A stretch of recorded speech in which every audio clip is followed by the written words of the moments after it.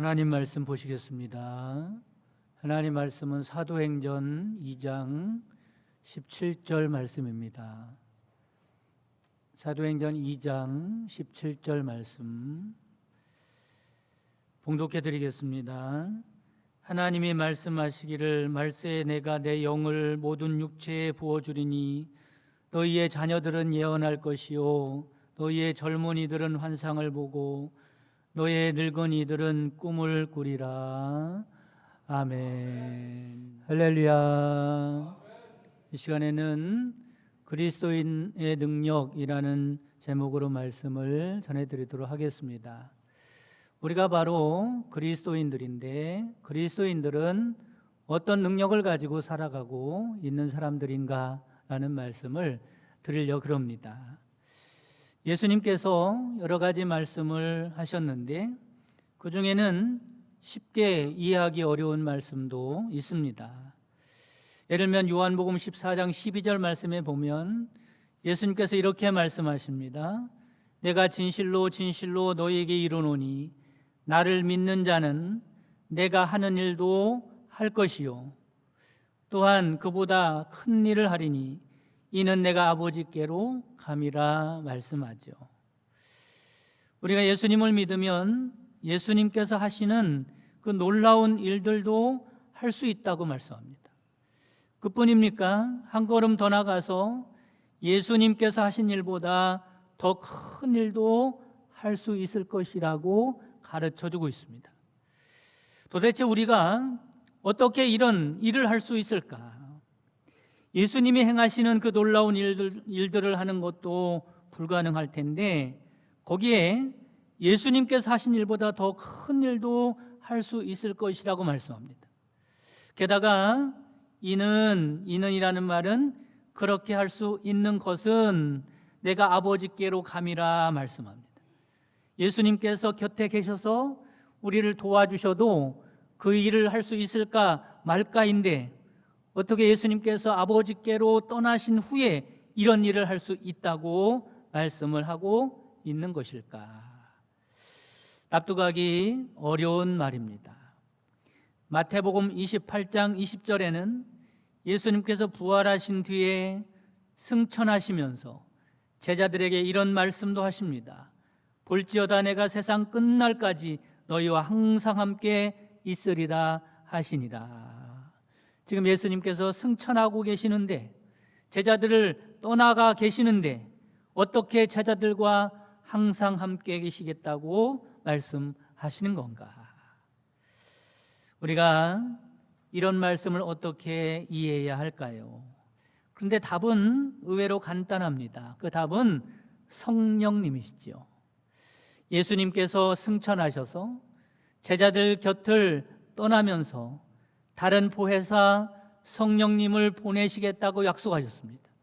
그 성령님이 오시면 예수님의 말씀이 이루어지게 될 것이라는 겁니다. 성령님이 오시면 우리 심령 가운데 임하시게 됩니다. 그래서 성령님은 영이시기 때문에 항상 우리와 함께 계신 줄 믿으시기를 바랍니다. 예수님이 그 말씀을 하시는 거지요. 얼마나 복된 말씀입니까? 게다가 예수님의 영이신 성령님이 오셔서 우리 안에 계시면 성령님으로 말미암아 예수님이 하시던 일도 할 수 있고 그리고 더 큰 일도 할 수 있게 되는 것입니다. 이것이 바로 그리스도인들의 능력임을 믿으시기를 바랍니다. 실제로 예수님께서 승천하신 뒤에 성령님이 오셨지요. 그리고 예수님께서 말씀하신 대로 놀라운 일들이 일어나게 됩니다. 이 모든 것을 생생하게 체험한 베드로는 본문을 통해서 예수님이 말씀하신 그대로 이루어졌다고 증언하면서 이 일은 옛날에 요엘 선지자를 통해서 이미 예언된 일이라고 그렇게 말하고 있는 것입니다. 그러면 이제 성령님이 우리에게 임하시면 우리에게 어떤 일이 일어나게 되는가라는 말씀을 자세히 알아보도록 하겠습니다.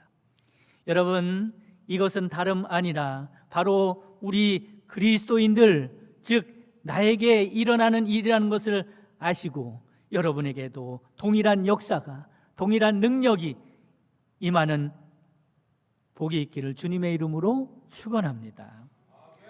첫째로 어떤 일이 일어나냐면 성령님을 통해서 거듭나게 되는 줄 믿으시기를 바랍니다. 거듭난다는 것을 한번 생각을 해보시기 바랍니다. 거듭난다는 거예요. 다시 태어난다는 겁니다.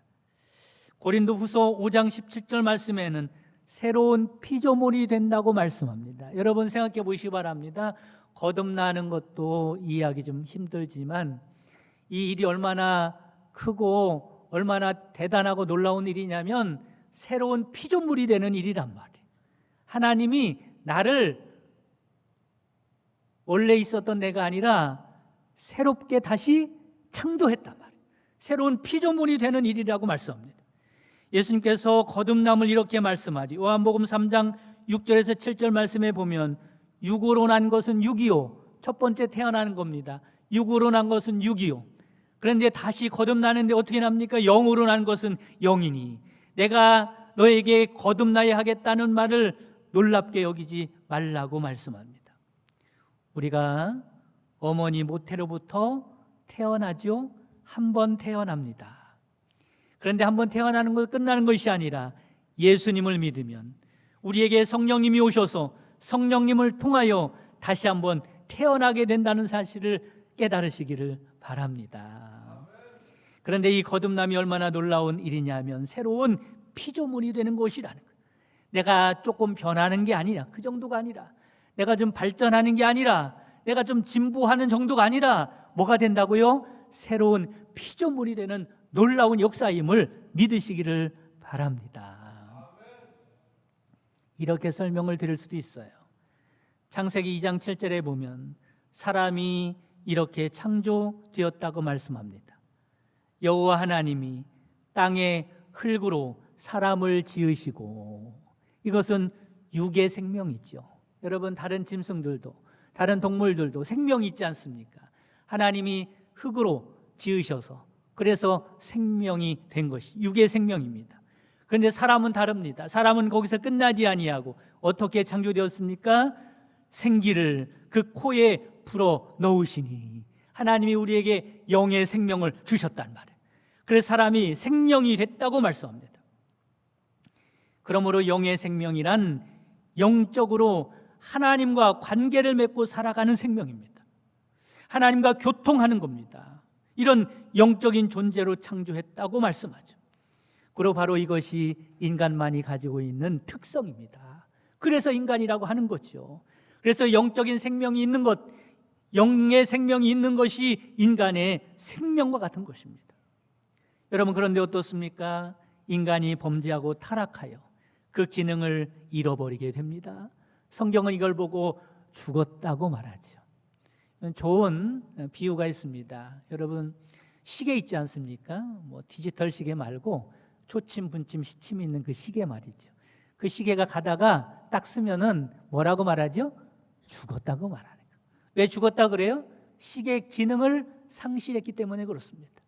인간만이 가지고 있는 고유의 기능인 영적인 기능을 상실하면 죽었다고 하는 거예요. 더 이상 하나님 앞에 나갈 수가 없습니다. 하나님과의 관계가 단절됐습니다. 교통할 수가 없게 되었지요. 생명을 잃고 죽은 것입니다. 그런데 예수님을 믿으면 죄 용서받고 누가 임하세요? 성령님이 임하십니다. 이것은 마치 하나님께서 흙으로 사람을 지으시고 그 코에 생기를 불어 넣는 것과 같은 것입니다. 그래서 에베소 2장 1절 말씀 보면 그는 허물과 죄로 죽었던 너희를 살리셨도다 라고 말씀하죠. 어떻게 된 것입니까? 다시 태어난 줄 믿으시기 바랍니다. 거듭난 줄 믿으시기를 바랍니다. 나의 생명을 하나님이 내 코에 불어넣으신 거예요. 성령이 임하신 겁니다. 그러니 우리는 거듭나서 어떤 사람이 된 것입니까? 다시 하나님과 교통하는 사람이 된 줄 믿으시기를 바랍니다. 그래서 거듭난 우리에게는 들리지 않았던 하나님의 말씀이 들리기 시작합니다. 어떻게 들립니까? 요한복음 14장 26절 말씀 보면 보혜사 곧 아버지께서 내 이름으로 보내실 성령 그가 너희에게 모든 것을 가르치시고 내가 너희에게 말한 모든 것을 생각나게 하시리라. 어떻게 하나님의 말씀이 들리기 시작해요? 하나님의 말씀을 들으면 그것을 성령님이 나에게 가르쳐 주시는 겁니다. 그 말씀이 생각나게 하시는 겁니다. 그리고 말씀대로 살아가도록 결단하게 하시고 그 말씀을 대로 순종할 수 있는 힘을 허락하여 주셔서 하나님과 교통하게 하시는 겁니다. 또한 기도하도록 도우시는 분이 하나님이십니다. 로마서 8장 26절 27절 말씀에 보면 이와 같이 성령도 우리의 연약함을 도우시나니 우리는 마땅히 기도할 바를 알지 못하나 여러분이 내 힘으로 내 생각으로 기도하는 것이 기도라고 생각하면 안 됩니다. 우리는 기도할 줄 모르는 사람들입니다. 하나님과 교통할 수가 없습니다. 그런데 오직 성령이 말할 수 없는 탄식으로 우리를 위하여 친히 간구하시니라. 마음을 살피시는 이가 성령의 생각을 아시나니 이는 성령이 하나님의 뜻대로 성도를 위하여 간구하심이니라. 모두가 성령으로 거듭난 사람들에게 일어나는 놀라운 일들입니다. 이 일들이 얼마나 놀라운 일들입니까? 우리는 예수님을 통하여 생명을 되찾은 사람들입니다. 이처럼 성령으로 거듭나게 됨을 깨달으시기를 간절히 바랍니다. 두 번째, 성령님을 통해서 능력 있는 삶을 살게 된다라고 하는 겁니다. 예수님께서 이렇게 말씀하십니다. 오직 성령이 너희에게 임하시면 너희가 권능을 받고라고 말씀합니다. 성령님이 우리에게 임하시면 성령의 능력을 덧입게 된다는 말씀을 하고 있는 겁니다. 우리가 성령의 능력을 덧입게 되면 어떻게 되겠습니까? 우리의 삶이 변화되는 줄 믿으시기를 간절히 바랍니다. 그렇다면 도대체 우리의 삶이 어떤 변화가 일어나게 될까? 우리의 삶이 어떻게 달라지게 될까? 갈라디아서 5장 24절에서 26절 말씀에 보면 이런 말씀이 있습니다. 그리스도 예수의 사람들은 육체와 함께 그 정욕과 탐심을 십자가에 못 박았느니라. 그러니까 성령님이 임하시기 전에는 우리가 어떻게 살아갔어요? 육체를 따라 살아가는 사람들이었어요. 정욕과 탐심을 따라 살아가는 사람들이었습니다. 그런데 이것을 십자가에 못 박았다는, 더 이상 그렇게 살아가는 사람들이 아니라는 겁니다. 그런 능력이 있다는 겁니다. 25절에 보면 만일 우리가 성령으로 살면 또한 성령으로 행할지니 어떻게 살아가는 사람들이 되었어요? 성령으로 살아가는 사람들이 되었단 말이에요. 헛된 영광을 구하여 서로 노엽게 하거나 서로 투기하지 말지니라. 갈라디아서 5장 22절 23절 말씀에 보면 오직 성령의 열매는 성령님이 우리를 도와주셔서 이런 능력 있는 삶을 살아가는 거예요. 성령의 열매는 사랑과 희락과 화평과 오래 참음과 자비와 양성과 충성과 온유와 절대니 이 같은 것을 금지할 법이 없느니라.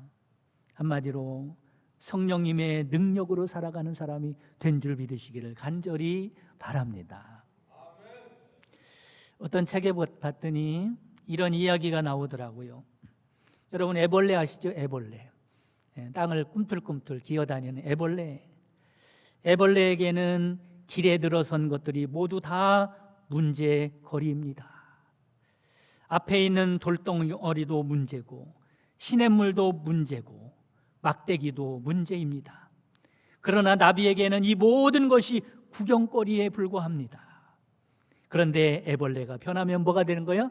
나비가 되는 거예요. 우리에게 이야기하고 있는 겁니다. 우리는 애벌레 같은 존재였는데 성령이 임하면 나비와 같은 존재가 된다는 거예요. 애벌레에게는 모든 것이 다 힘겹습니다.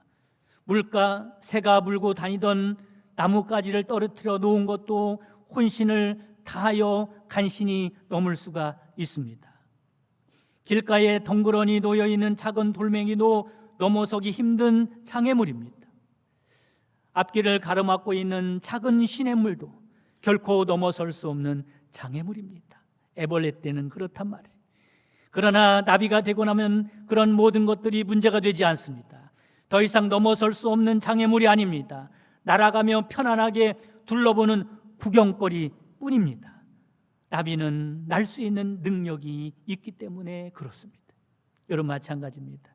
우리가 성령으로 거듭나고 나면 우리는 성령의 능력을 덧입게 되는 줄 믿으시기를 바랍니다.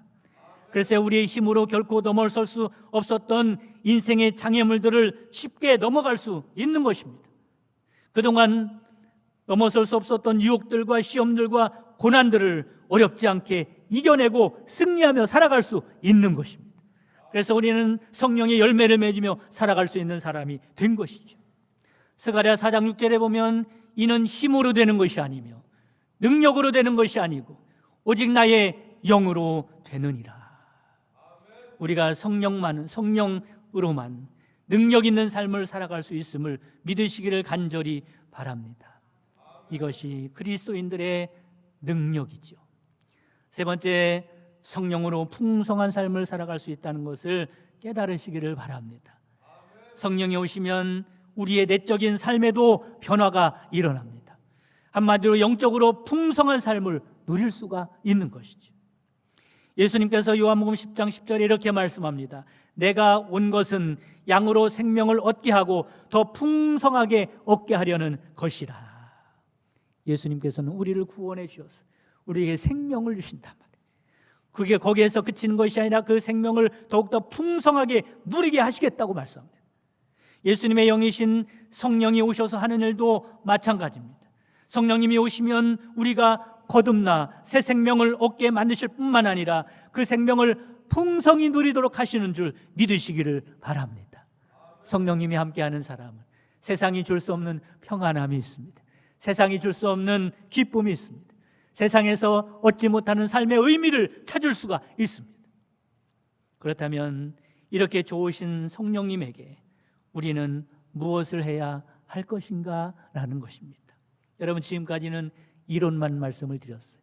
이론은 누구나 다 이야기할 수 있는 겁니다. 누구나 다 알 수 있는 겁니다. 그런데 중요한 것은요, 성령님에 대해서 아는 게 중요한 게 아니라 성령 충만해야 함을 믿으시기를 바랍니다. 우리가 성령님을 향하여 무엇을 해야 할까? 첫째는 성령을 소멸치 말아야 한다라고 하는 겁니다.